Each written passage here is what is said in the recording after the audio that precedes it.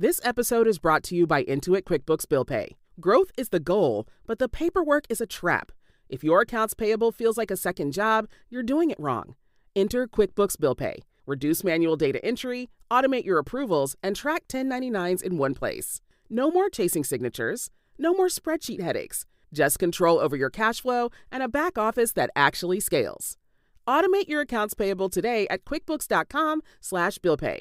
Terms apply. Money movement services are provided by Intuit Payments, Inc., licensed as a money transmitter by the New York State Department of Financial Services.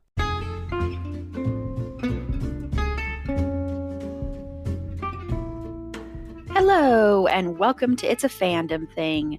I'm your host, Erin Marlowe, and each week I'm joined by a panel of guests to discuss all things fandom and pop culture, primarily from a female perspective.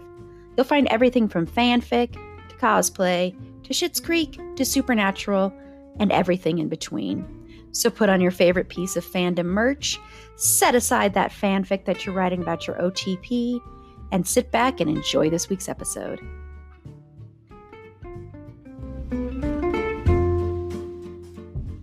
Hello, and welcome to It's a Fandom Thing. I'm your host, Erin Marlowe, and it's another Wild Women of Podcasting episode. Woo, woo! And we are going to be talking about the classic, the Oscar-worthy, the pinnacle of great writing, great acting, great directing, great everything, great songs, and that is Teen Witch. Woo! Woo! You're not going to be able to top that excitement for the rest of the year. So let me introduce my lovely Wild Women of Podcasting. First up, from OK Real Quick, Carla. Hello, Carla. Hello, Erin. I am so excited to try and top that. And then my podcast brain twin and my co-host of Twin It to Win It from my streaming bubble, Jenn. Hello, Jenn. Hello, ladies. And not only am I going to top that, but I'm also going to be the most popular girl.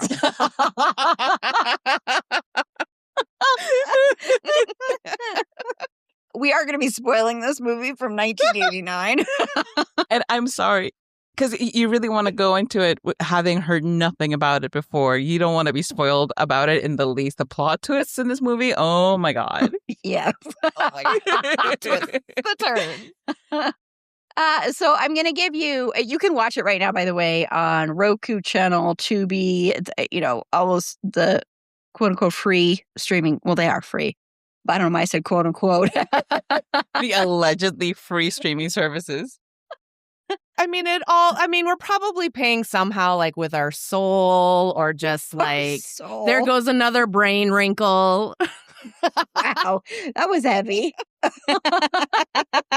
Just trying to go with the mood. Just reading the room. But I'm going to give you the IMDb description, which I have read this IMDb description like 10 times in the past 10 minutes. And I do not understand this IMDb description with the way it ends. So maybe I'm just reading it wrong, and my fellow panelists can be like, Erin, you idiot, that's what this means, but whatever. So from IMDb, high school misfit Louise, at a loss for romance, discovers magical abilities, but the teenage witch finds that she cannot conjure herself true love. So what? Why does it end with so what?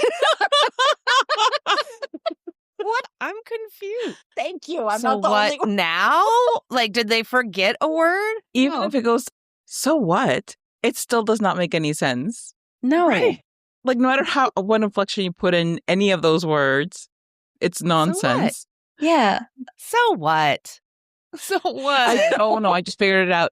Somebody was trying desperately to reference Top That, and they were like, how does it go? It's so what? Yeah, so what?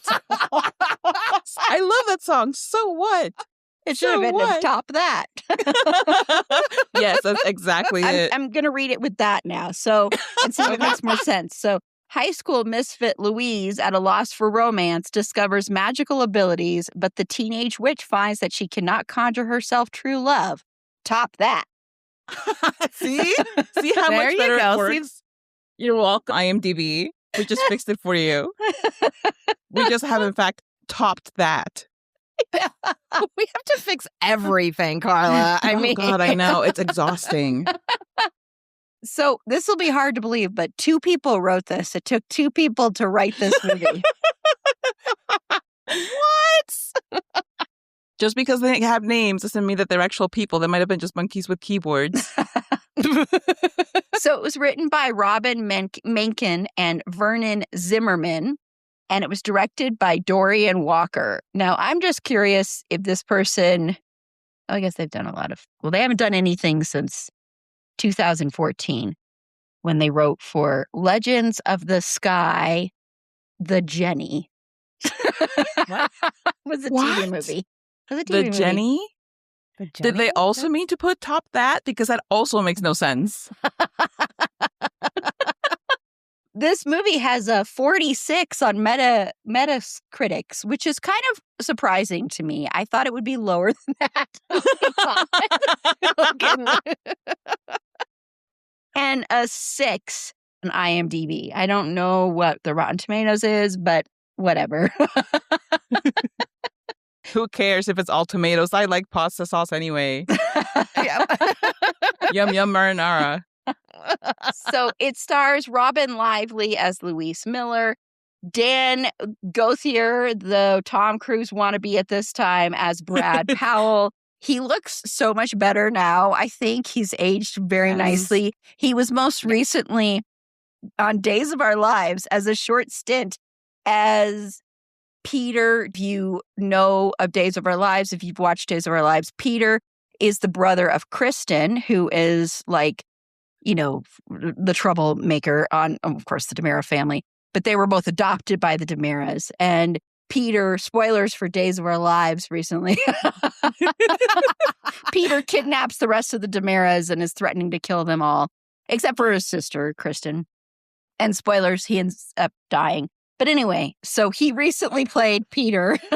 He wasn't the original actor. Like, no, it's funny. When I saw him, I was like, wait, oh, that's the guy from Teen Witch.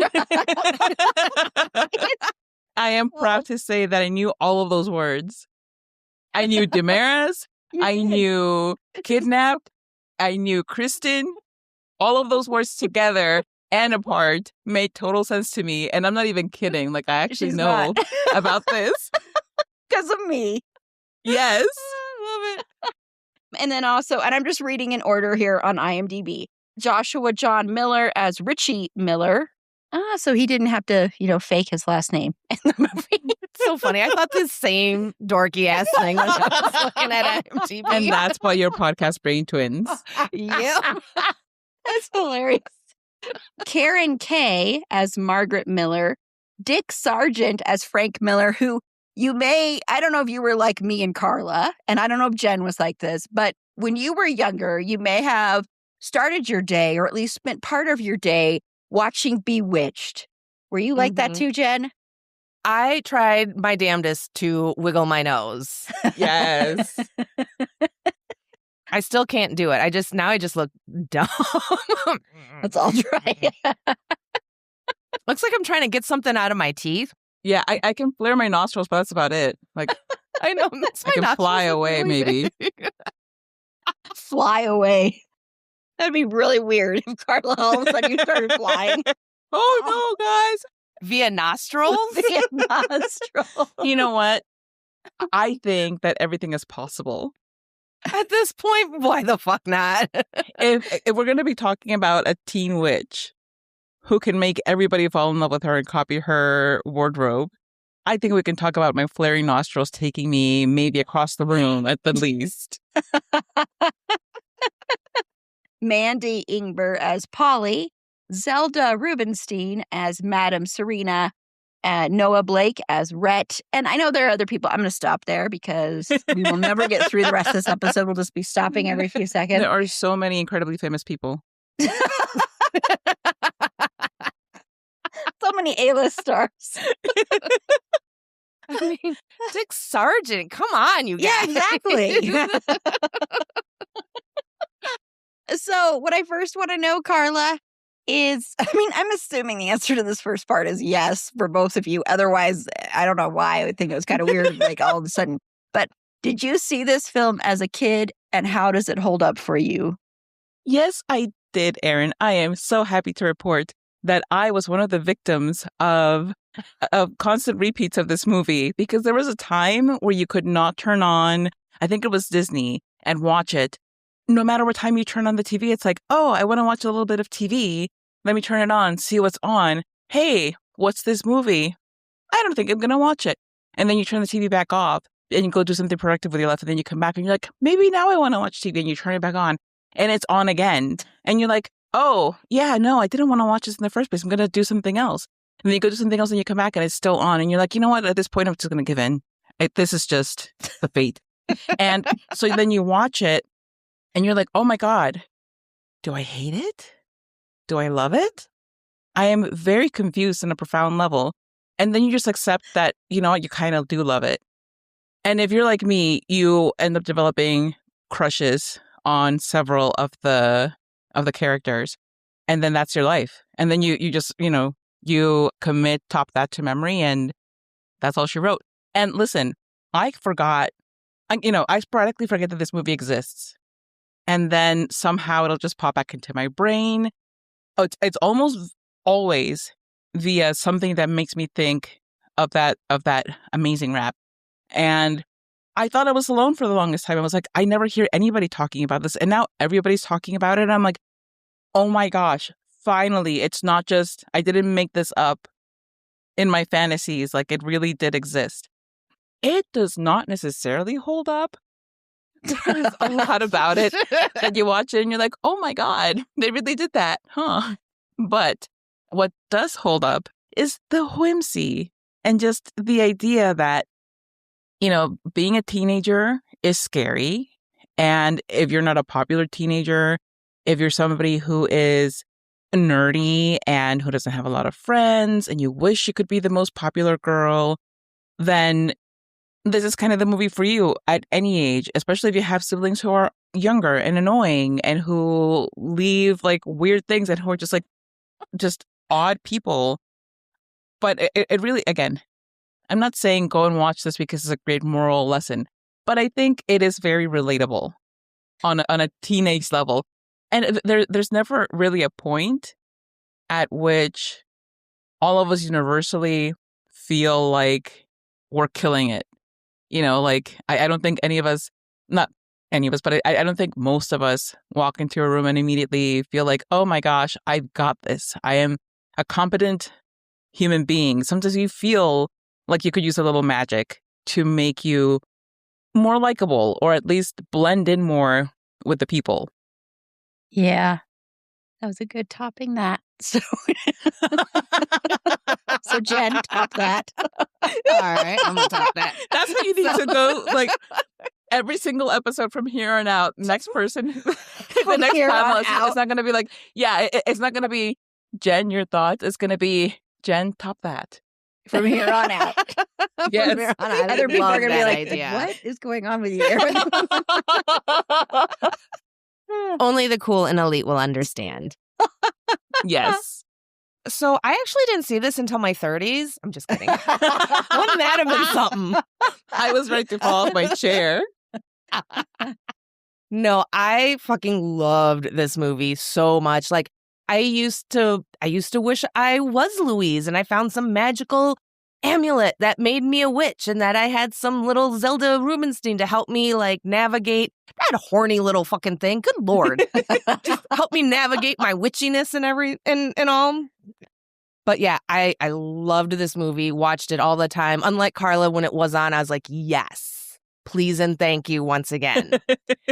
And then, yeah, I kind of forgot about it for a whole mess of years. And then, before we had kids and, my brother was like more on Facebook and stuff, he actually sent me the link to the video for Top That, the clip. And he's like, God, I remember you used to watch this all the time, blah, blah, blah, or something. And I was like, I forgot all about it. And then I had a couple people comment like, yes, Teen Witch. So it's like, there are dozens of us. There are dozens.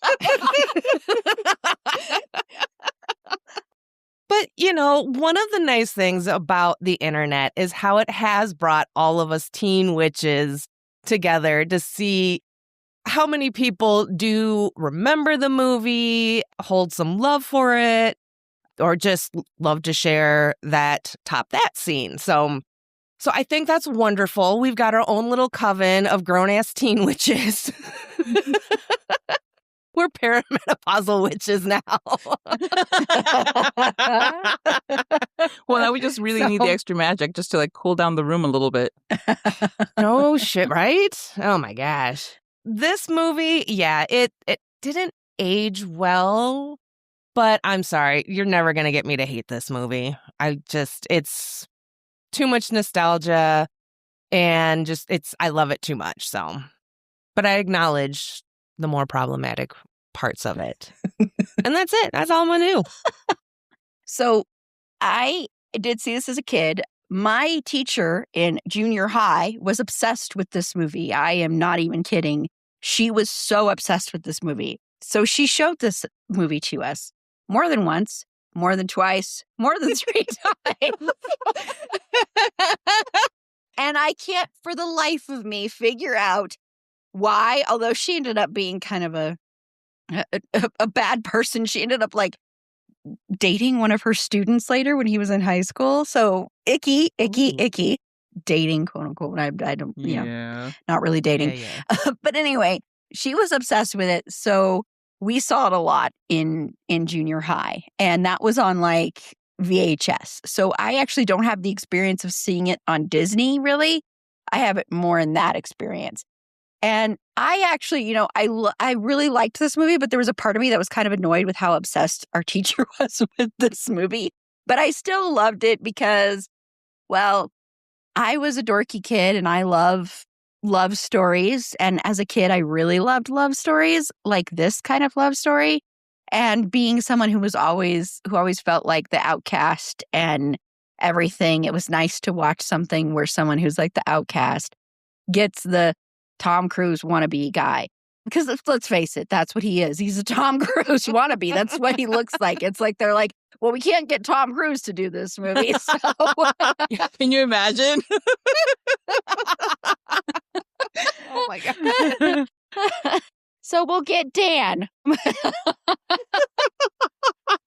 looks nothing like Tom Cruise now. But back then, he really did look like a Tom Cruise wannabe. And so I ended up really loving it. And no, it does not hold up well in the sense that, like, when we get to the characters, we'll talk about how Brad's idea of romance and swooning someone is so oh my God. messed up. Like, so gross. So bad. And all that stuff. I mean, there's a lot of icky stuff in here and a lot of the typical late 80s stuff in this movie.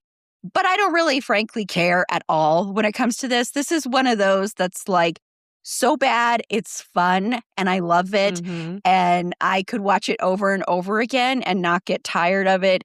It kind of also reminds me of those movies. I don't know if both of you had these when you were homesick from school and you had those movies you would watch. This was one of them. Killer Clowns from Outer Space was another one. Mm-hmm. Like those kind of movies that are just so ridiculous, but you love watching them over and over again. Yeah, and I know that for me also seeing like Zelda Rubinstein, because as someone who Poltergeist really, really kicked off that horror-loving bug in me, seeing her in another thing was just so much fun. And and I know she's also, of course, in 16 Candles and a bunch of other stuff, but it was just, seeing her so close to that was like just a fun little treat as well. So, and I do want to say, even though I think there's a lot of stuff this film does not handle very well, it's very nice to watch a movie about witches where it doesn't turn the witches into like satanic, evil, awful people. So I really also appreciate that. I appreciate that more now than I did then because I didn't care about that. But now it's like watching them like, oh, that's actually kind of nice. Okay, so Jen, you had a question you wanted to ask us, and we'll answer it when we come back from the break. But what is that question? Okay, so in prepping for today's recording, And all, because yes, there's the top that, but there's a couple of other like musical scenes, musical moments. Do you guys consider this a musical? And I ask this because I've always had a very narrow definition of what a musical is. And only kind of more recently have I been really thinking about it a lot and being like, okay, so maybe Sinners is a musical in that sense, and some of these broader kind of ideas. So that's my question is, would you consider this a musical? That's a good question. And we will answer that when we come back from our break. And then also, everyone out there, you can let us know your answer to that question too. So we'll be right back. I'll be honest, shopping for clothes is not my favorite thing. I just want to look good without overthinking it. Stitch Fix makes it easy. You take a quick style quiz, your size, your vibe, your budget, and a real human stylist sends a box with clothes that actually fit your life. Try it on at home, keep what works, send back the rest. Shipping's free, no subscription required. Get $20 off at stitchfix.com/podcast. Okay, so before the break, Jenn asked the question if we consider Teen Witch to be a musical. So Carla, your answer? I think that this movie, much like many a teenager, does not really have a defined identity. And it could very well be classified as a musical. It has a lot of weird musical interludes where people break out into song and dance, like I Like Boys, which, by the way, can I just say it was so brave of this movie in the 80s, no less, to have such a song that gives finally straight women an anthem. I felt seen. Yeah, we talk about like gay anthems and bi anthems and all of this, but where are the songs for the straight girls? And I think that Teen Witch really it did something profound in doing that. So, I think we have to give it up for that. But, it had that, and it even has like what could be called a musical performance in Rhett's like little ditty about schlongs. So music abounds. It permeates through this entire production. So while I wouldn't personally necessarily call it a musical, I would say this is musical adjacent. All right. And Erin? Okay, I'll answer before you. That's my question. Take it over. This is my podcast now. It's interesting because like the numbers in here that are musical numbers are very much musical numbers. Like they're numbers you would see in a musical. So it's like when you see those, you're like, oh, wait, is this a musical? But then like everything else isn't necessarily, but yet there are musical numbers. So it's kind of, I agree with what Carla said, but I want to classify it as a musical only because my sister hates musicals and my sister loves this movie. So I want to classify it as a musical so I can say, hey, you love musicals, whether or not you want to admit. Also, my sister loves Sinners, so I can say, hey, Sinners is a musical, Emma. Mm-hmm. Wow, we've got her. That. Well, we've got her. So for that reason alone, I am going to say, yes, Teen Witch is a musical. That's the best reason, truly. I don't know that it's going to make you the most popular girl in your house, but you can try. So, Jenn, your answer to your question. Like I said, I've only kind of more recently reevaluated my quote definition of what a musical is. I always thought it was very kind of standard. It's very obvious stuff, right? And then, oh no, but it could be this or this. So I think I do classify this one as a musical because again, Erin, like you said, the musical numbers are very musical. And it's like if the musical numbers happened after she got her powers, then yes, you could say it was the magic making it happen. And then I might not consider it a musical because it would just be a smidge different in my brain space. But because of the opening, they're in the red dress and the saxophones. Oh my God. Like, that's a whole music video. Right. And then Rhett's rapping at the lockers. And then I Like Boys. Top that. And then Most Popular Girl. And I forgot that Rhett had a rap during that. I was like, I understand why Top That always is on top of that. But let's not sleep on Rhett's rap during Most Popular Girl. And then, of course, the prom. So, Yeah. yes, it's a yeah. I agree. Okay, thank you guys. No, thank you. That was a good question. So, Carla, what are your overall thoughts on the characters? And I think I already know the answer to this, but who is your favorite? Well, you do know my favorite. But before I get to that, okay, first of all, and again, I keep forgetting that this movie exists, so I almost never rewatch it. I always have very, very like strong, clear memories of certain scenes, though. But somehow I keep forgetting that Richie exists. And watching it again this time, the most surprising thing about rewatching Teen Witch is that Richie is not, in fact, the same person who plays Kevin in Kevin Can F Himself, because they look so much alike and they play equally gross characters. Like, if you think about the TV show Kevin with Annie Murphy, he and Richie there look like their faces are so similar and they behave so similarly. Chaotic gremlin energy. But just all of that just to say that. But also, I forgot that he existed. But, Brad, I was like, what does she see in him? He's so bland. He has like no personality. Like, he's just kind of there and he drives a car. And then he doesn't drive a car and he sits. And that's it. Oh, no. He holds books. He acts. You're right. He does hold books. Yes. He sits there with this thing on his shoulders that I thought was like, a continuity error that they why did they have his padding from the football practice? And I was like, oh, no, it's actually part of the play. Never mind that thought. But, like, he also will take you to a drug den of love and play hide and seek, which to each their own. Not my kind of thing, but if that's what gets the young people going, who am I to stop them? What do I know about cool stuff? Also, I feel like Randa she was just kind of there, and her friendship with Kiki, I didn't understand. It's like, oh, I get it. They're just hot and probably both rich. Okay. Mystery solved. Mm-hmm. And that's the entirety of those two characters right there. I had a thing for Kiki. I thought Kiki was like super, super cute. Louise, okay, let's get into Louise. Because Louise, let's face it, she's the most grounded character of all of them. Like, she's the only character who actually makes sense. And you could really, truly build a movie around Louise. They chose not to, which is so brave. But, I think she's somebody that genuinely seems like truly conflicted about her powers and what she can and can't do. I respect the fact that she doesn't make Brad fall in love with her. She doesn't follow through with that spell.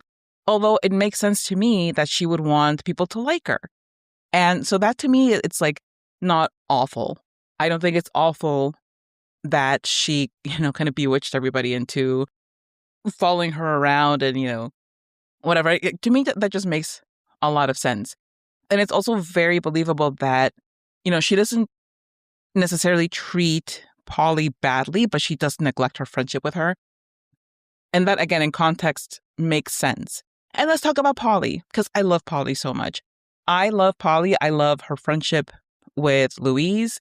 I love how she's so there for her, but will call her out on stuff. I love her style. There was like so much like, very, very 80s style in this movie. Like so much of it. I loved Polly's style. I thought she was like super cute and she could pull off like a weird hat. And I've always admired people who could do that because I can't pull off any hat. Mostly can't pull them on because my head is gigantic.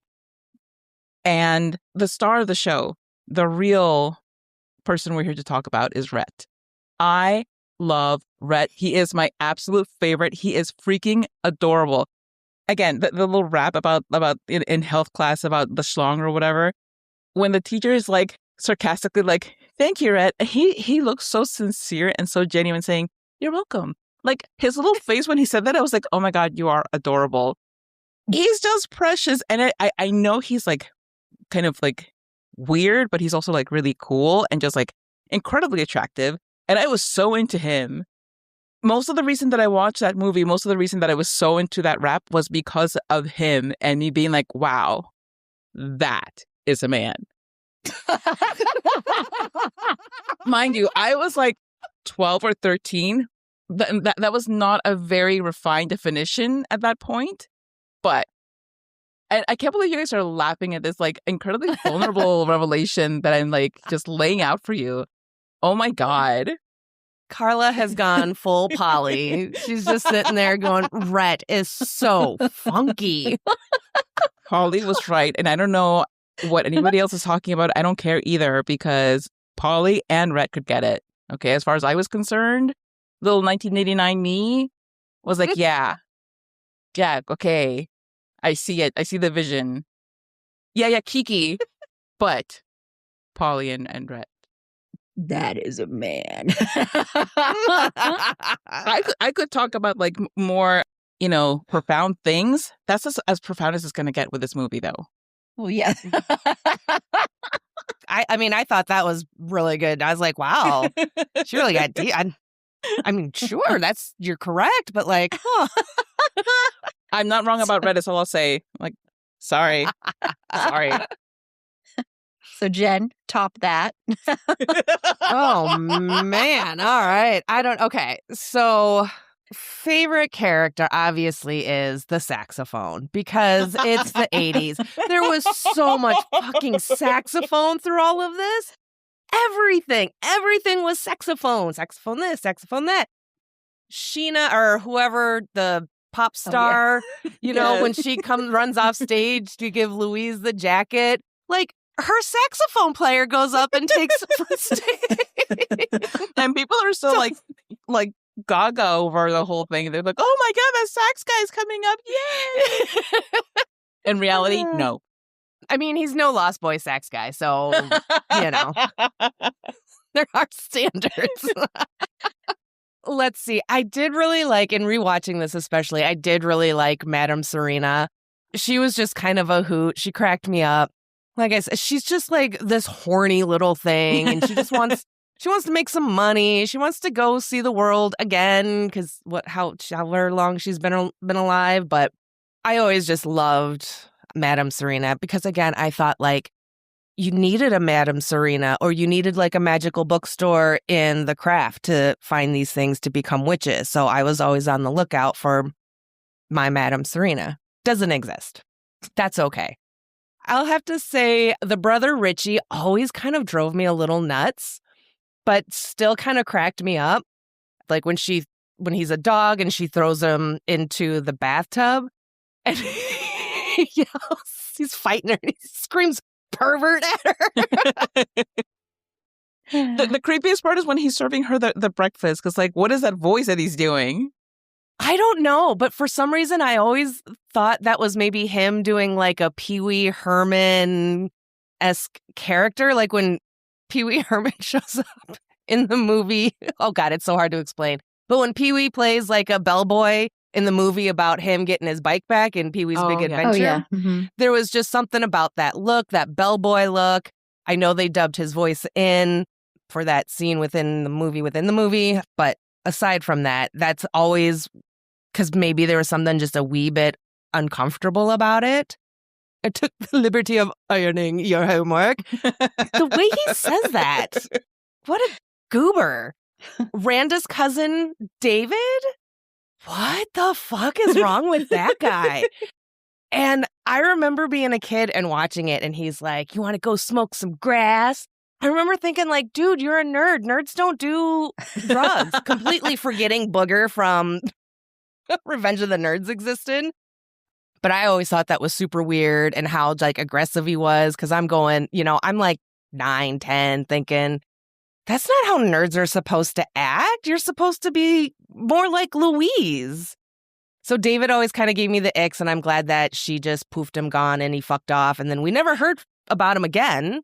He's just stopped existing. So then did that happen to Randa at the end of the movie too? Because where the fuck did she go?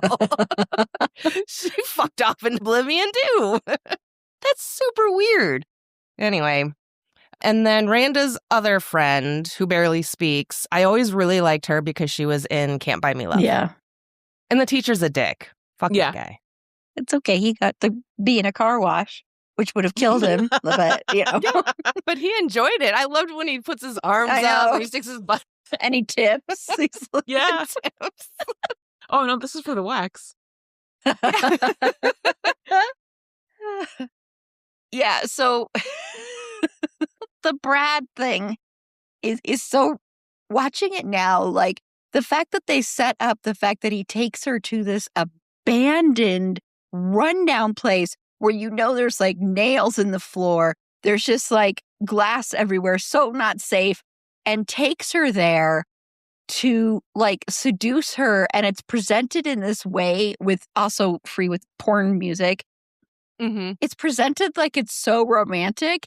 And when I was younger, I don't think I had any issues with that scene. But when I watch it now, I'm like, what the hell? This is so weird. Why is he doing this? It makes it seem more like she's his side piece. And so he's like, I'm going to take her to a place where no one will know I took her, instead of like, I got to be with the most popular girl, so I'm going to take you here. I mean, because I doubt maybe that's just where he takes all of his women and he's All of his victims. I mean, yeah, side chicks. exactly. It's so weird. Randa has her own room somewhere else in that dilapidated crack house.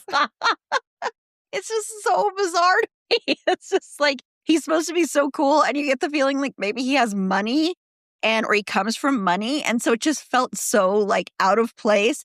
And the fact that, like, you know, she's struggling to get up that hill and he's like, come on, dude, be a gentleman and like help her get up that hill.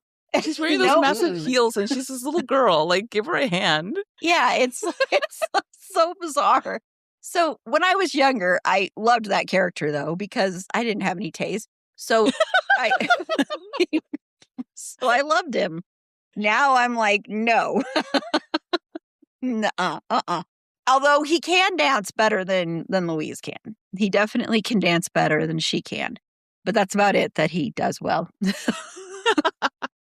I love Louise, but it's one of those, this is one of those movies where you have to leave logic at the door, because there's no way she would be as unpopular as she is. It's just not logical to me that she would have been at all. I mean, I can see with Polly, and that's not like at all a knock on her, but I can see with Polly, because Polly kind of marches to the beat of her own drum kind of thing. And so I can see that, because that was not okay back then. And I'm sure it's not okay now. And sadly, so that I can see. But Louise, you kind of have to just leave logic. You just kind of don't have to think logically, because there's no way that all these guys would be like, ew. Right. Like in the first scene at the high school when she's walking in and like the boys are wrapping up the locker. And Rhett does that really cool thing where he like leans all the way back and then he looks at her and he's like, oh. Yeah, no. Well, he's like, first he's like, well, hey, pretty babe. Oh, yeah. Are you sure you go to high school here? He's got that little bit of an accent. So cute. Oh my God. Yeah. But yeah, that moment too, I always thought was kind of weird. I was like, well, you thought she was really pretty, but like upside down? Like, what? Well, we can attribute that to the amazing writing in this movie. Yeah. Yeah. Mm-hmm. It goes in line with like when the girl takes her glasses off and all of a sudden she's attractive. You know, it's the same kind of thing. She dresses a little bit different. She casts a little spell and all of a sudden she's so popular, you know. It's the hair. The hair became huge. All she needed ballet and the clothes things that the tutus that she wore. I almost said toupees. She didn't wear toupees. That would have been weird. She's got this toupee. Well, I mean, that's how you get the volume. That was all, yeah. But yeah, so that part, you kind of have to leave that. You have to go, okay, it's not logical. And yeah, she does that typical thing where she becomes popular and she forgets about her friend and everything like that. But I believe in the end, they maintain their friendship because Polly was really the only true friend to her through all of it. So yeah. And Richie is so annoying. I actually hate this character with a burning passion. This was a trend in the 80s of characters like this. And he played quite a few of these. He played a character very similar to this in an episode of Family Ties. And it's almost exactly like this character. And that character's name is Kenneth. And it's almost exactly the same character. And those characters just annoy me to no end because they're kind of gross and they're just kind of like, I don't know, over the top and never feel real to me. And I don't mean to get like serious but I'm just saying, like, that's the one part of this movie that I'm kind of like, okay, I can take it or leave it. But I do want to say, and I did not know this. So Joshua John Miller, he wrote one of the best horror movies of the 2010s, and that's The Final Girls. Have either of you seen The Final Girls? No, I haven't. Oh my gosh, you need to see this movie. So this movie is with Taissa Farmiga and Malin Ackerman and Adam Devine and a bunch of other people. And it's about a young woman who's grieving the loss of her mother, who was a famous scream queen from the 80s. And so she finds herself pulled into the world of her mom's most famous movie. And she's reunited with her mom and must fight off the film's maniacal killer. It is so good. This movie is so fantastic and deserves a lot more love. And so when I saw he wrote that, I'm like, holy crap. That's bananas. I had no idea. Yeah, he's written a lot. Like, he helped develop the show Queen of the South. He wrote I wish I didn't see this movie because it looked dumb, but the Russell Crowe movie, The Exorcism. He's written a lot of stuff. So it's like, Wow. yeah. So anyway, I just found that because I was looking him up because I just wanted to verify that because I thought, yeah, he is the same guy in Family Ties, but I wanted to just look up some of his other credits just to see where he is now. And then I'm like, whoa, he actually is in The Final Girls as an actor as well. But yeah. So check that out, everybody out there, if you haven't seen that movie. I recommend it. I kind of gave away how I feel about it, so we can't do it on Twin It to Win It. Don't go watch Teen Witch. Go watch the other one. Yeah. Or watch Teen Witch and then watch that one. There you go. To see where Richie is now. Or in 2015. And it's on Pluto for those things. Okay. Thank If you want to watch it for free. Thank you. Yeah, I do recommend it, though. I think it's a lot of fun. So anyway, I hate his character. That's my least favorite part of it. I really don't care about the other girls, to be quite honest. They're just kind of like the typical, although, yes, every time I watch it now, I do think of Can't Buy Me Love, which I was obsessed with that movie. I was so obsessed with that movie. I know you did an episode on it, Jen. And I was just I wanted that white leather outfit she wore so badly when I was a kid. So bad. The suede, oh my God. And the fringe, yeah. Mm-hmm. Yeah. And what happened to her, that actress, is very, very, very, very, very tragic. She has a very tragic story. But yeah, I loved that movie too. And then as far as the other characters go, I think no one else can top what Carla said about Rhett, so I'm not going to really even say much about Rhett. Yeah, don't try to steal my man. No, don't worry. No.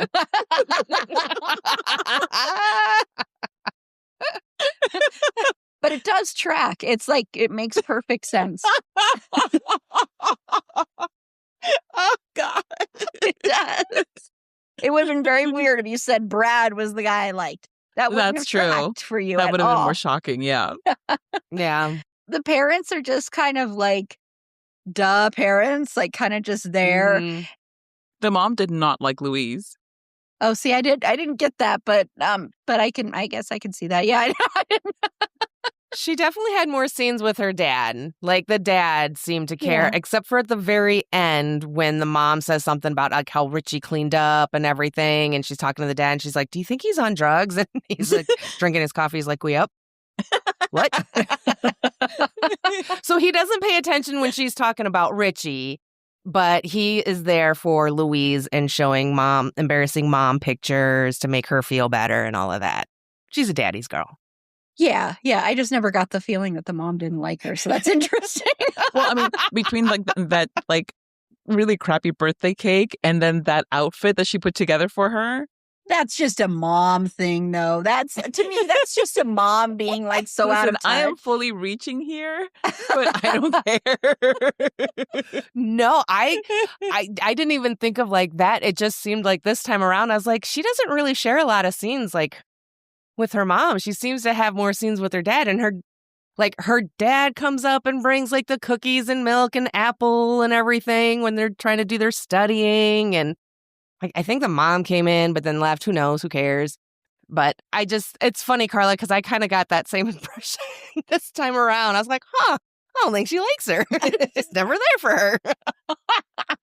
No, I don't really. I mean, they're just kind of like the typical 80s movie parents, like very typical of that time frame and that time period. And the whole thing with David, that actually was a total like thing that happened all the time with those nerdy characters in movies. Yeah. It was such a gross thing that they would do. And it even happened like, all the nerdy guys would either be like that or they'd be like stalkers and they'd stalk the girl forever. And, it was that whole like stalking for love trope. That's kind of the way they were in these movies, is they were like these total like gross people, or they'd be like the outcasts and then they like create a girl like in Weird Science. Yes. And listen, okay, we're not going to talk about how much I used to love both the TV show and the movie. Oh, I never watched the TV show, but I loved the movie. Loved the movie. Big fan, unfortunately. Oh, man. All right. So our next episode will be... No. Yeah. But yeah, I mean, most of these characters, I didn't even say who's the favorite. I don't know who the favorite would be. Brad? Yeah, Brad. Brad ruined all other men for me.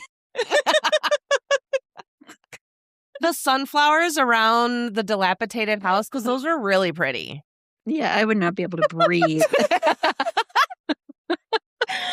I'd be like sneezing. He'd be like, oh my God, take a Claritin, get up here. Here's a shirt to incentivize you. If you hurry up, you can get a Claritin. We've got some Sudafed. Keep up that ale, bitch. If you make it all the way up here, you can have an Allegra. Yeah. Brand name even.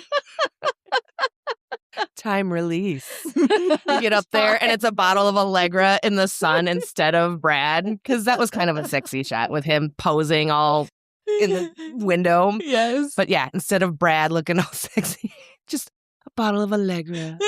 24-hour comfort. Time release. I mean, it did look like a commercial ad. It looked like something you'd see like in like for like, oh my God, not like, oh gosh, some kind of teen product from the 80s. And now my mind is like Noxzema. Yes, that's exactly what it would have been for. Like, am I an Noxzema ad or what? It exactly would have been that.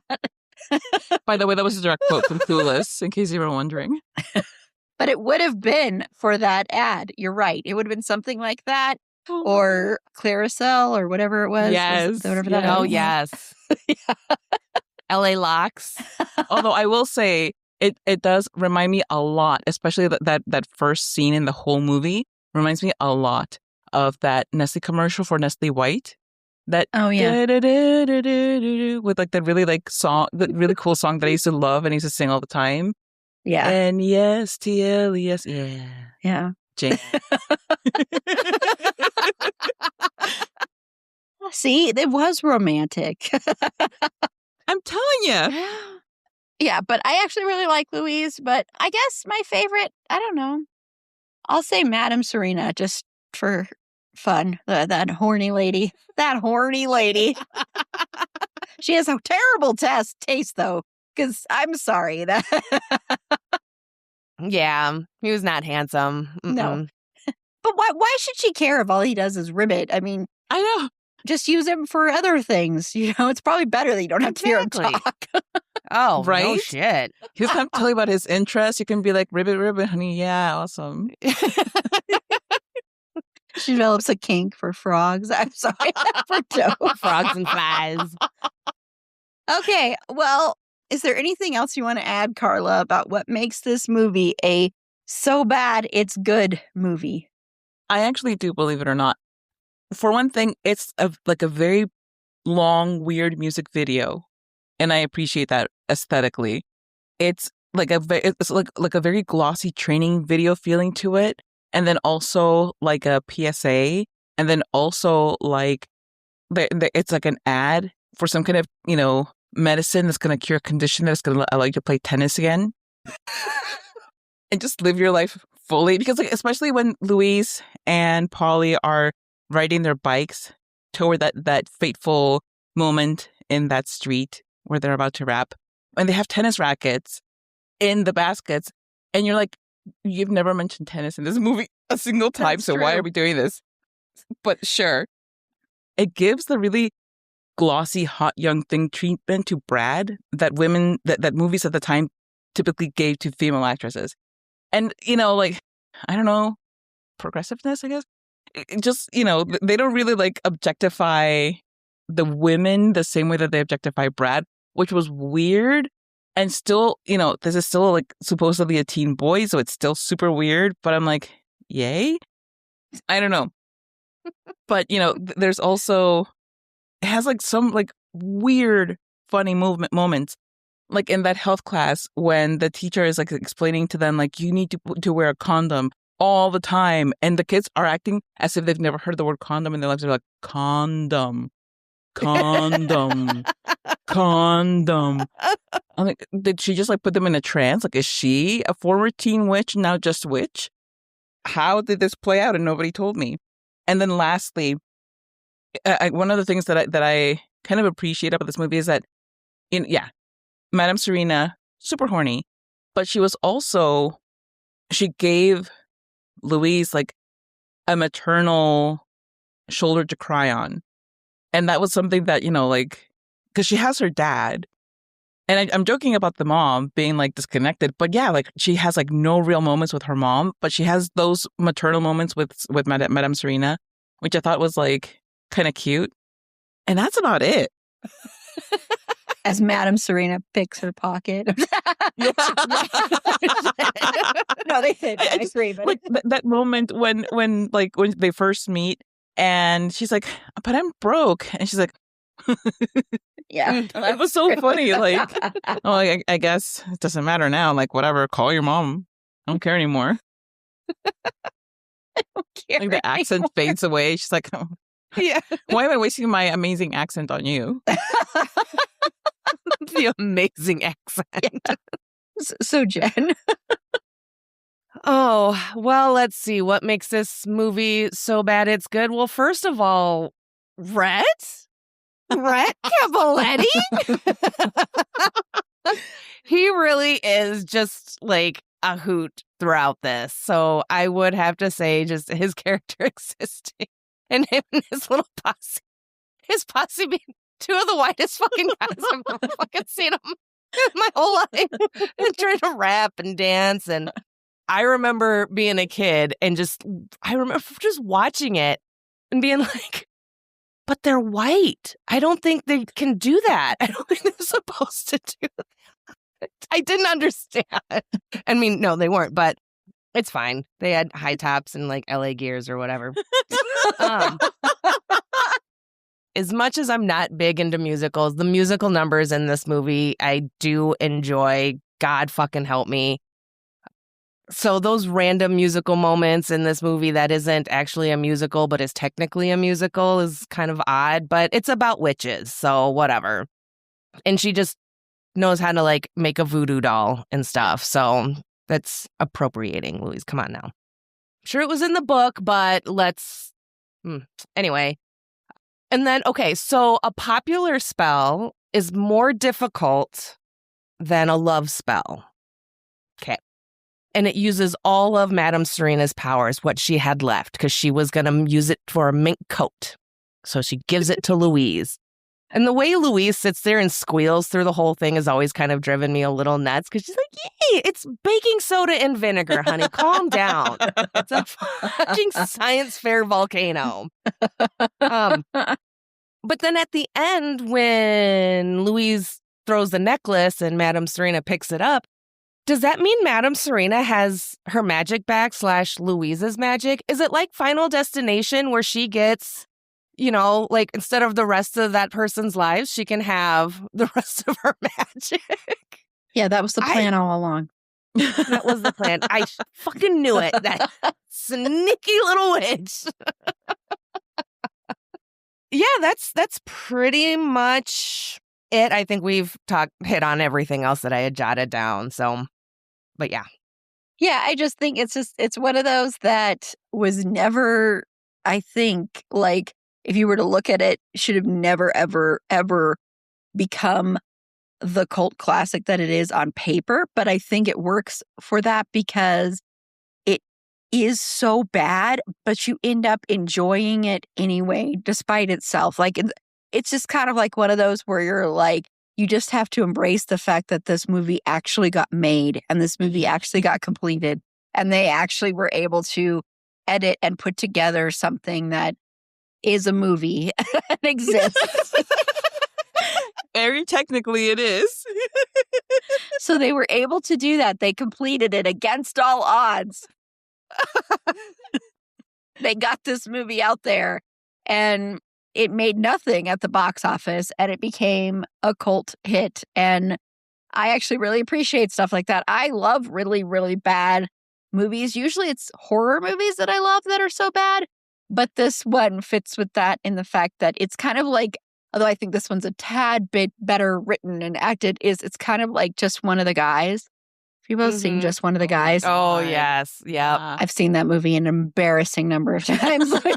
So many times. Oh, my God. Tits? Where do you get off having tits? Why don't you just hang some salami from the ceiling? Those are just because when the brothers throw in the party. Anyway. Uh-huh. Yeah, I loved that. Oh, my God, I loved that movie so much. We'll have to talk about that one sometime. Talk about problematic as hell. No shit. But that was a big thing then, that was one of those trends, But yeah, I just think it's one of those that it kind of was meant to be a movie like this. It was like meant to be the most unpopular, popular girl in the world. And I want to say, I love that the actors from this movie have since really embraced this movie because I have a feeling when it first came out, they probably were very embarrassed about being in this movie. And I just love that now they've embraced it and embraced the badness, that sounded weird, but they've embraced the cheesiness of it and they've embraced the cult following that this movie now has. So I really appreciate that. And I think that also makes these kind of movies better is when the actors end up embracing something that maybe they didn't embrace before. So we're going to take another quick break. And when we come back, we're just going to talk about the Top That scene because I just felt like we had to talk about it. A scene that wasn't originally in the movie. They added it in. So we're going to talk about this scene when we come back. Okay, Carla is so dang excited. If you could only see her, everyone out there, to talk about Top That because, of course, it's her two favorite people, especially Rhett. So, Carla, just discuss why the Top That scene works so well for you. Oh my God, I thought this moment would never come. I'm so excited. You don't even know. I've been dying for somebody in my life to ask me for the past however many years, hey, Carla, what do you think of Top That? Well, let me tell you what I think about Top That. The first time I saw it, of course, I was like, gag, what is this? Just what is going on? And it was, the dancing is awful. The rapping is terrible.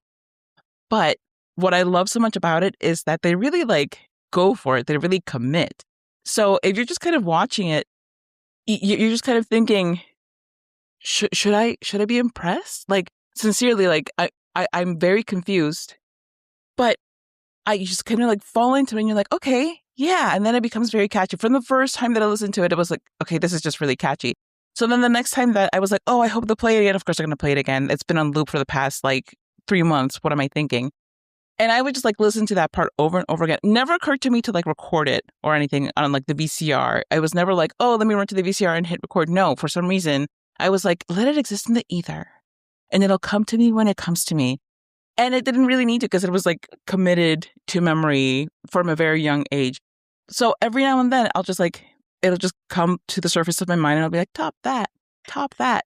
And nobody ever gets what I'm talking about until I make them watch the YouTube video and they're like, oh, haha, that's hilarious. Never show that to me again. And the first time that I showed it to my son, or rather the first time that I sang it at my son, you're welcome, child. He was like, what is that? And I was like, oh my God, I can't believe I've never shown this to you. I have done you a disservice. So I showed it to him. And now we just constantly just say that to each other. So yay, Gen Alpha, you're welcome. So it just lives. It just lives in my brain. And Rhett is so hot. And yes, he may be awful at dancing and rapping, but I love it anyway. I love the whole weird vibe. I love that it makes no sense. I love that. Was it really necessary? Arguably not, but it's still like an absolute gift to humanity. And the movie, it started off actually, they were supposed to have a much bigger budget. The budget got slashed. So a lot of things, kind of fell by the wayside. So where did they come up with like the extra funding for this? Like they were like, we need another musical number. Let's go with rap. The person who wrote Top That, white guy who is very much not a rap music writer. And he was like, okay, I guess I got to do this. And so he wrote it and he's like, here you go. And they were like, oh my God, this is amazing. Thank you so much. They sent them to do choreography. They sent them to like learn choreo. Where did the funding come from that when they had slashed the funding? The actors by this point were like, you know what, this is going to go straight to video. Nobody's ever going to watch this. Who cares? And at that point, it's not like things lived in the internet because what is even the internet in 1989? So they thought, whatever, it's gone forever. But then Disney picked it up and started just like playing it. It became really popular and they just kept replaying it. And they're like, oh my God, I can't believe this is my career now. This is like becoming the defining moment of my young career. And it has. So I just want to say thank you. Thank you for your sacrifice. So, Jen, I forgot to say the last time, but Top That. Okay. So, I mean, obviously, I fucking love it. It's the best. Polly's amazing in it. I just love how I've just always loved how she just kind of gets that look on her face when the magic kicks in. She takes off her hat because she means business where she takes off her funky hat.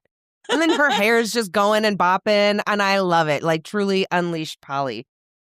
When I was watching it the other day, I called my oldest son to watch it with me. And I was like, you want to see the greatest scene in all of cinematic history? And he's like, sure. So we sit down and I play it for him and we get done. And he's just kind of like, yeah. And I was like, well, what'd you think of that? And he's like, they kind of sound like they have a stutter. And I was like, child. And he's like, I can say that. I had a stutter. And he was like, yeah, it was all right. He didn't really, I mean, it was so great. It left him speechless. And he's the smart mouth one. So therein lies the magic of Teen Witch. It's so great. It left him speechless. But it's just a fun scene. It's fun. It's silly. It's super fucking random. Not at all needed. I love Polly's little Top That at the and the way she like pops her shoulders and everything. And oh my God, it's so fucking cringy, but it is so much fun. And yeah, probably the most well-known scene out of that entire movie. Yeah. Except for maybe the Brad and the busted house. I never really watched that part. That was bathroom and snack time. It's too sexy to handle. Too sexy to handle. Yeah, I was like, this part ain't for me. Listen, for some reason, I remember that house being a lot nicer. I was like, right? It's like romantically run down, and I watch it. I'm like, oh no, it's just straight up like just out in the woods somewhere. They found this house, and they're like, hey, let's film here.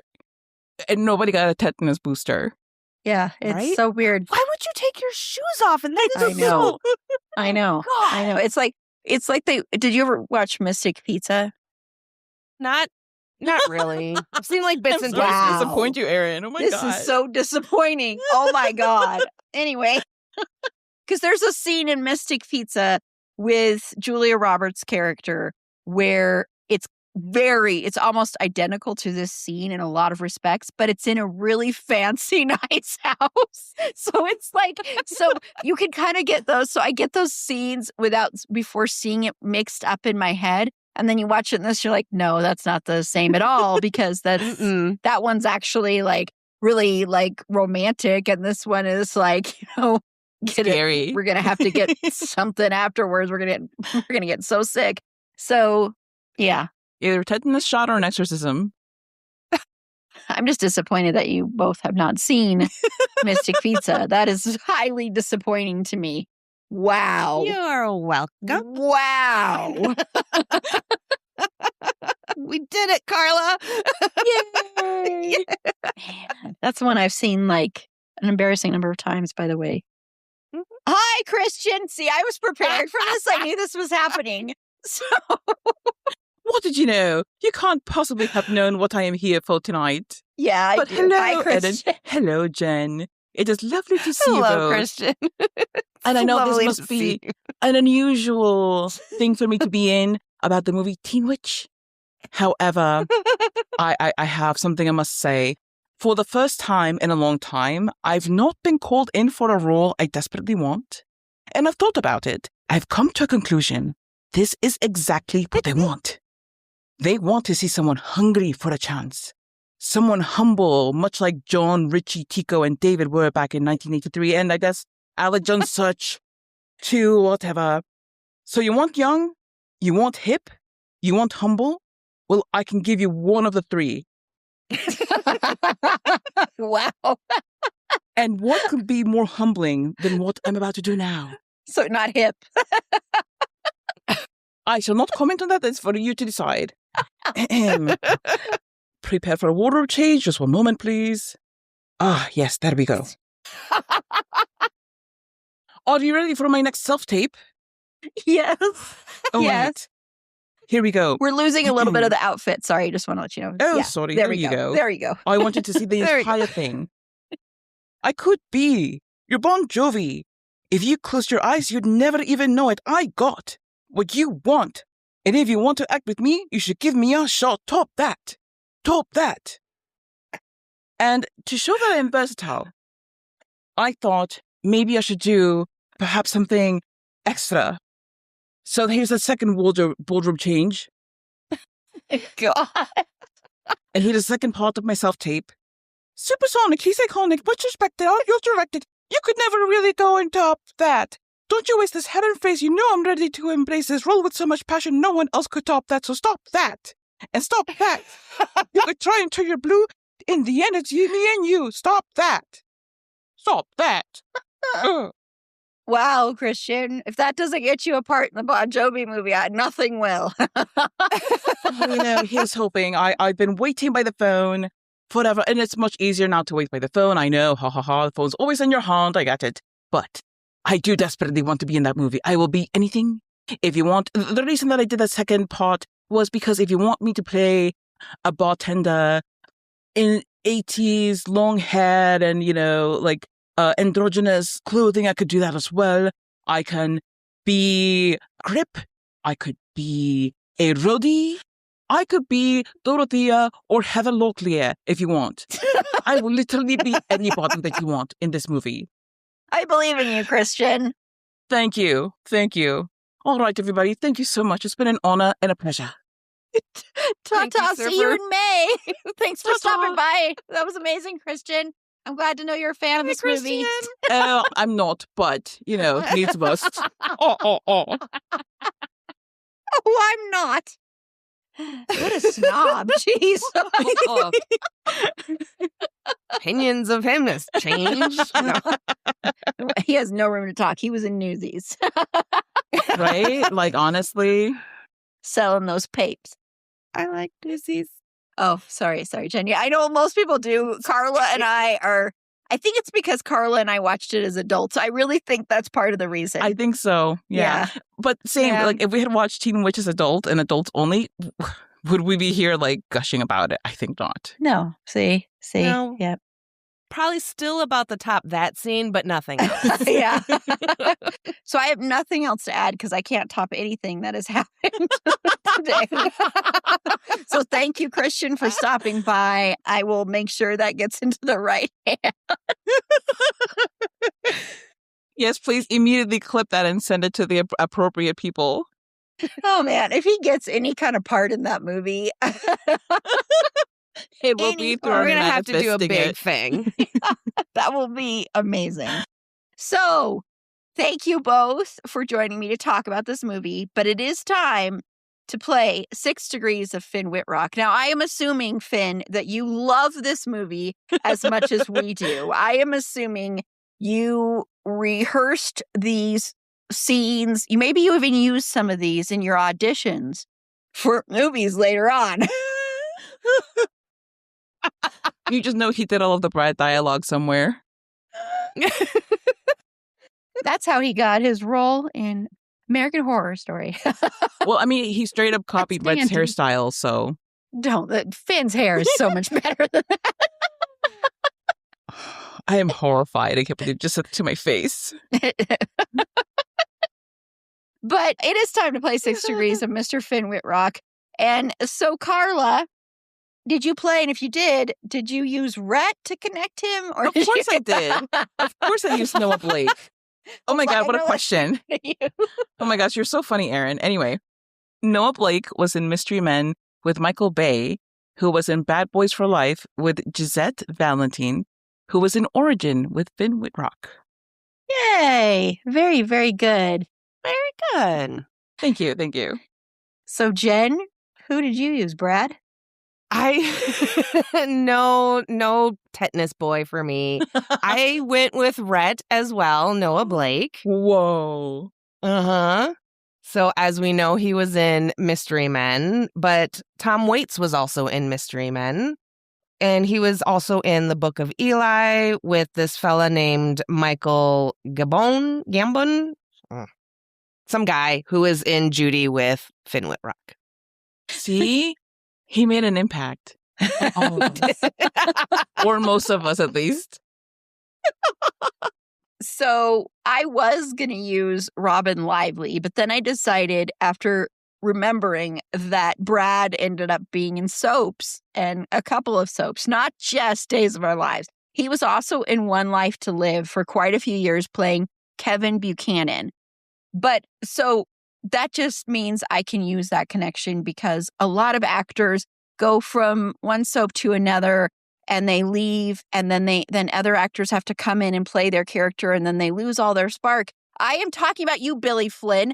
How dare you leave Chad from Days of Our Lives? How dare you do that? I mean, abandon the show and left Pat all alone to have zero chemistry with some new dude. Like, what are we supposed to do now? Like, he doesn't even parent right. He doesn't even fake parent right. Yeah, I mean, Billy Flynn, I hate Young and the Restless. I have this long-standing vendetta against that show. I do. I love for it. years. Because that show used to be the show that would win every single daytime Emmy. And it pissed me off so much because I never watched it. I always watched... Well, General Hospital was one of the first soaps I watched. So I always watched General Hospital, Days, One Life to Live, and All My Children were my 4 soaps. And then I did watch Passions. And then I did watch Sunset Beach, which, you know, there will be people out there that know that one. So I'm a soap person, okay? I know whatever. I know they're trash, but I love them so much. But anyway, so that's why you can connect through different soaps. So Finn Whitrock started on All My Children. I watched All My Children when he was on there, and I didn't really make the connection until later. I was like, oh, yeah, I remember that character. He didn't start styling his hair like Noah Blake. I get it. His hair was pretty... His hair was amazing in All My Children. Jen got really scared on my thing about Billy Flynn because... You got loud and then like close to the screen. I was like, oh, okay. I'm sorry. No, you're good. I can't help it. I just wasn't expecting about Chad, okay? Like, I mean, I completely understand. You know, I completely understand. I just wasn't expecting it. And I was like, oh, she's getting loud. I'm sorry to get so loud there, but it's just really irritating me because this new Chad, I would have just rather they just have Chad not be there anymore. And yeah, I understand you want to take this other opportunity, Billy Flynn, whatever. You didn't want, maybe they weren't offering you what you wanted. Maybe you were sick of playing Chad for so many years. I don't care. You need to come back. What, you just want to like expand your career or something? Like you think that's more important? Yeah, and why go to Young and the Restless? Because you know I have a vendetta against the emoji. But anyway, that's how I connected Finn. I also want to say, Finn, let's have a talk here. You're going to be in this movie that is being released by Angel Studios. Why are you doing this, Finn? Why? I know you didn't have anything to do with that. I know probably you didn't even know that was going to end up being the production studio releasing that, but that makes me sad. Same. Sad and confused. Yeah, because, I mean, I don't think they would look at you in, like, American Horror Story and go, that is who we want to represent. Yeah. Exactly. How do you reconcile that, Finn? Yeah, Finn. Hair can't always save you. Most of the time, but not always. Okay, so that's it. The end. Bye. Sorry for my little rants there about Billy Flynn, but hey, you know what you did. Other Days fans out there might be feeling this way, although the Days Reddit seems to be all okay with this new Chad. Whatever. What? Traitors. They're like, he's so cute. Mm-hmm. I'm like, what are you talking about? He doesn't have a weird mullet, though. Like, what's going on? Have we forgotten the weird mullet already? Oh, man. Okay. Well, we are going to go ahead and close this episode out because I'm sure all of you out there are like, shut up. I hated Chad anyway. I'm team Y&R, Young and the Restless, forever.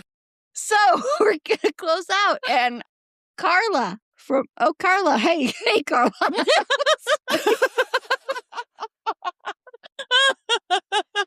So Carla from Okay Real Quick, which I don't know if you're ever going to do an episode about Chad, but or Teen Witch. I don't know. Or Rhett. Brad. Yeah, Brad. Brad instead. Yeah, let me do an episode on Brad real quick. So tell everybody. Shortest episode. Tell everybody about Okay Real Quick and, yeah, where they can find it and you. And all that. And all that. Yeah. Stop that. Yeah. Well, you can find Okay Real Quick wherever you found this podcast, and you can talk until you're blue. I will not make a fool of you if you go and listen to that. You can also find our social media wherever you social your media at Okay Real Quick Pod.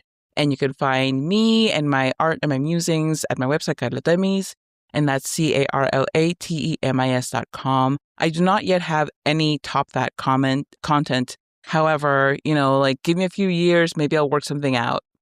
It'll happen. And you can do one talking about why Y&R is the worst soap. Anyway, so I should just do an episode. How the Young and the Restless betrayed a country. Yeah.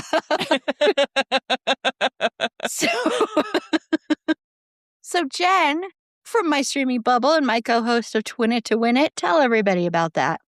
Yeah, those are podcasts.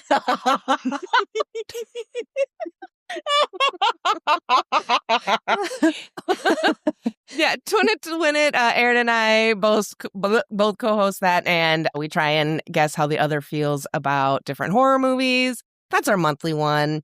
We've been on a break because life sucks, but we'll be back sometime soon because life sucks, but we still gotta do our things. And my streaming bubble, you can find on all the podcast players. Well, not all of them. No. Pandora. Pandora's your Young and the Restless. Yes, exactly. Pandora's my Young and the Restless. You fucking bitches. And you can find my streaming bubble and Twin It to Win It on the socials. Just go ahead and search us up wherever you like to do your socialing, and we'll be there. Maybe, probably, depending where you do your socialing. Okay, I'm done. Do your socials up. A lot of rambling coming out of this. Fergie, the dog, doesn't like this movie. She sat with her back turned to it the entire time, basically. It's true. This is not her type of film. If there was some murder involved, then possibly she could have gotten on board. But no. But she is a funny dog who is a trip and who is amusing. And I really need to update her TikTok at some point. But there's a bunch of TikToks on there. So go follow her at Schroeder and Fergs. That's SCHROEDER DERANDFERGS. It's long, but it's worth it. To find links to all our past episodes and links to our social media, including our Discord server, head on over to our website. It's fandomthingpod.com. And while you're there, consider becoming a Patreon supporter today. For as little as $3 a month, you get ad-free content, you get episodes a day early, and occasionally you win prizes, like our upcoming marathon streaming event that's taking place on Saturday, May 16th from 10 a.m. to 10 p.m. Mountain Standard Time. We give away prizes that lovely, amazing people like Carla and Jenn have donated. And I just, at the end of the whole thing, I draw out names randomly of our Patreon supporters, and you could win some great prizes. There's this amazing, amazing prize for all you horror lovers out there. Seriously, this is, I think, the best prize we've ever had donated to us. So you want your chance for that. So once again, for as little as $3 a month, become a Patreon supporter today. Plus, I love you extra special. I will never, ever compare you to The Young and the Restless. Ever. So click the link in the show notes or head on over to the Support Us tab on our website, which once again is it'safandomthingpod.com. And lastly, vote in our Fandom Choice Awards. Both Carla and Jenn are nominated for quite a few awards, and we'll be handing those out during our marathon streaming event. So click the link in the show notes for that, and voting will be open until like the first or second Saturday, or I don't know. It's sometime in May. I'm closing it. I can't remember now. I'm sorry, everybody. You'll see it on the form, but that is in the show notes as well. And next week, we are kicking off Comedy Month with a look at the movie Mean Girls. And I also thought it was a good kind of segue from this month of Gen X and millennial films. I think it kind of fits with that.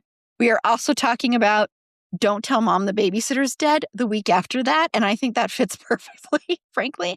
But we're going to be kicking it off talking about Mean Girls. And joining me for that one will be from Talking Like a Teen, Ashley. And from, they're not making new episodes, but you can still listen to them from Big Reputations Pod. Bex will be on as well to talk about that one. So until next time, remember, it's a fandom thing. Black Lives Matter, Stop Asian Hate, and Free Palestine.